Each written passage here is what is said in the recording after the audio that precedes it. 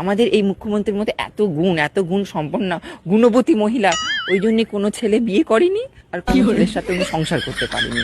এটাই হচ্ছে গল্প। বলিউডে করিশ্মা কাপুর কি সিনেমা করেছে? বিবি নাম্বার ওয়ান। আমাদের বাংলায় করেছে রচনা দিদি নাম্বার ওয়ান। এবার যদি কোনো বলিউডে যদি কোনো সিনেমা আসে চুরি নাম্বার ওয়ান আর হচ্ছে দুর্নীতি নাম্বার ওয়ান, তার সেটা করা হবে আমাদের মুখ্যমন্ত্রীকে। কেন আমি কেন যেতে যাবো ফিল্ম ফেস্টিভ্যালে? আমাকে কেন না?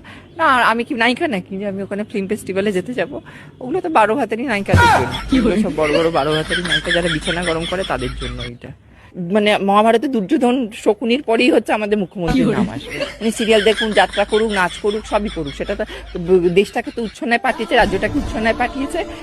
সব বেকাররা বসে রয়েছে, এতগুলো মানুষ শুধু ভাতা প্রকল্পের গল্প চলছে, কোনো কারোর একটা পার্মানেন্ট জব নেই, কারোর একটা নেই, কোনো জবের দিকে নেই। যত 12 ভাতারি নায়িকাগুলো নিয়ে নাচানাচি ওনার ভদ্রমহিলার, যত বদবুদ্ধি মানে হচ্ছে আরত হচ্ছে আমাদের মুখ্যমন্ত্রী, ওনার ব্রেন হচ্ছে যত বদবুদ্ধির খুব আশা একদম দেখো।